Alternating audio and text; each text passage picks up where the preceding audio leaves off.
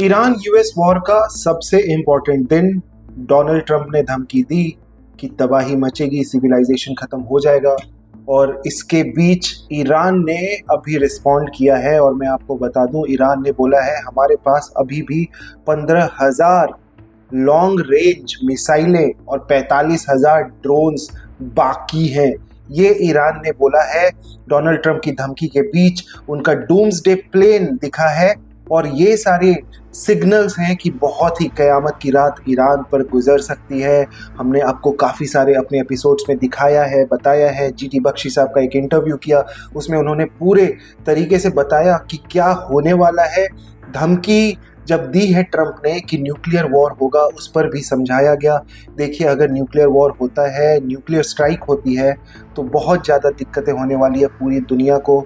Of course ये एक इशारा है कि आप वर्ल्ड वॉर 3 में घुस चुके हैं, और मैं बहुत रिस्पॉन्सिबिलिटी के साथ आपको बोल रहा हूँ न्यूक्लियर वॉर की बात, क्योंकि ये इशारे किए जा रहे हैं। मैंने एक इसका वीडियो पहले भी दिखाया, लेकिन उससे भी बड़ी खबर कि ईरान में आपको लाखों लोग सड़कों पर नज़र आ रहे हैं। जी हाँ, लाखों लोग सड़कों पर हैं। ये वेस्ट की तरफ से बोला जा रहा है, ट्रंप की तरफ से और वेस्टर्न मीडिया की तरफ से बोला जा रहा है कि ईरान लोगों को as a human shield use कर रहा है न्यूक्लियर साइट्स के पास, या जहाँ पर ब्रिजेस हैं, क्योंकि आपको प्रोटेस्टर्स या जो लोग हैं जो ईरान के सपोर्ट में उतरे हैं वो वैसे ही नज़र आ रहे हैं। एक साइट बनाई है ईरान ने जहाँ पे लोग जाकर के लॉग इन कर सकते हैं, इरानियंस, और बता सकते हैं if they want to join the army. उसमें कम से कम 15 मिलियन यानी 1.5 मिलियन लोग उन्होंने अपनी शहादत देने की बात की है कि वो शहादत देने के लिए तैयार हैं। तो इस तरीके से ईरान रिस्पॉन्ड कर रहा है ट्रंप की धमकी को। देखिए, बहुत सारी इंफॉर्मेशन है। मेरा नाम है नागेंद्र सिंह, आप देख रहे हैं वन इंडिया। मैं आपको इन सारे इंफॉर्मेशन को वन बाय वन डिटेल में ले जाके बताने वाला हूं कि आज रात ईरान में क्या हो रहा है, क्या होने वाला है, क्या एक्सपेक्टेड है। सुबह के 7:30 बजे, जो भारत का 7:30 होगा सुबह का, वो ट्रंप की डेडलाइन है। जो इशारे ट्रंप कर रहे हैं कि सिविलाइजेशन को खत्म कर देंगे अगर टॉक्स नहीं हुई तो क्या होगा। अब इसमें समझिए कि ट्रंप का जो ट्वीट है या ट्रंप का जो ट्रूथ सोशल पर उन्होंने जो मैसेज डाला है, उसको आपको समझना बहुत ज़रूरी है। उस मैसेज में उन्होंने 2 तरह की बातें की हैं, लेकिन हम आपको ये भी बताएंगे कि उन्होंने इंडिया पाकिस्तान वॉर में क्या किया था, और अभी ये क्या हो सकता है। ये भी एक हथकंडा हो सकता है ट्रंप का इस वॉर से बाहर निकलने का, कि ईरान में कोई तबाही नहीं होगी। ये सारे सिचुएशंस हम आपको समझाने वाले हैं। लेकिन doomsday plane, it has been a sign. आपको उसकी हिस्ट्री को समझना ज़रूरी है कि डूम्सडे प्लेन जो ट्रंप का है वो अगर उड़ रहा है तो उसके क्या मायने हैं, और पास्ट में जब भी ये उड़ा है तो क्या हुआ है। मैं आपको ये बहुत इंपॉर्टेंट इंफॉर्मेशन बता देता हूँ। ट्रंप का जो डूम्सडे प्लेन है वो अभी यूएस न्यूक्लियर कमांड सेंटर के पास ट्रेवल कर रहा है। उसके ऊपर it is circling, which is a big sign. और वो एक बड़ा साइन क्यों है? क्योंकि जब उन्होंने ये थ्रेट दिया उसके कुछ ही घंटों बाद वो प्लेन एक्टिव हो गया, डूम्सडे प्लेन। अभी वो यूएस बेस के ऊपर सर्कल कर रहा है। ये खबर बहुत सारे साइट्स बता रहे हैं, बहुत सारे जो लोकल साइट्स हैं वो बता रहे हैं। ये एयरफोर्स बेस जो है वो नेब्रास्का में है, नेब्रास्का यूएस में, और वहाँ पर ये सारी हलचल हो रही है। अमेरिका का न्यूक्लियर कमांड सेंटर, जहाँ पे उनके न्यूक्लियर बॉम्ब्स हो सकते हैं, उसकी बात हो रही है। वहाँ पर ये डूम्सडे प्लेन घूम रहा है। The massive plane, it is a Boeing E-4B night watch. इसको डूम्सडे प्लेन कहा जाता है, और ये जेट सर्विस में जो है फ्लाइंग कमांड पोस्ट पर टॉप यूएस गवर्नमेंट ऑफिशियल्स को ट्रेवल कराता है ड्यूरिंग क्राइसिस सिचुएशन। ये यूएस की वेबसाइट, जो उनकी गवर्नमेंट वेबसाइट है, उसका इंफॉर्मेशन मैं आपको बता रहा हूँ।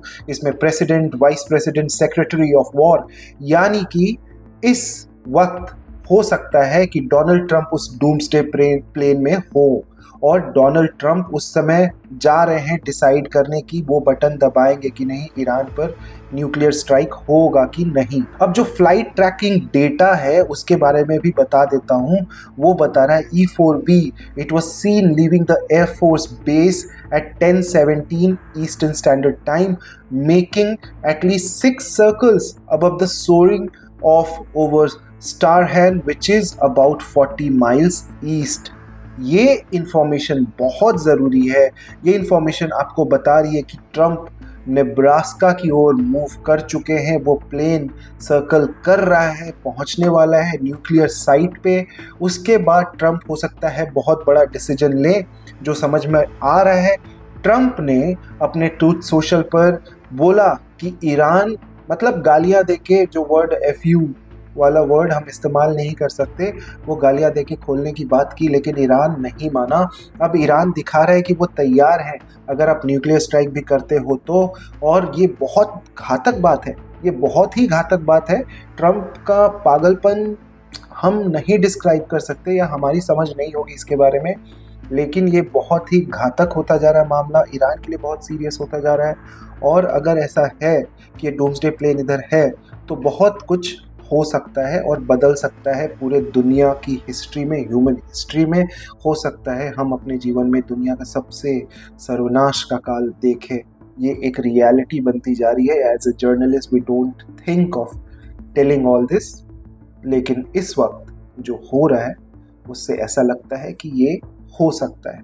अब मैं आपको बाकी की अपडेट बताता हूँ कि ईरान में क्या चल रहा है। ईरान और हिजबुल्ला क्या कर रहे हैं। ईरान बोल रहा है हमारे पास 15,000 मिसाइलें और हैं, उसके अलावा 45,000 ड्रोन्स हैं।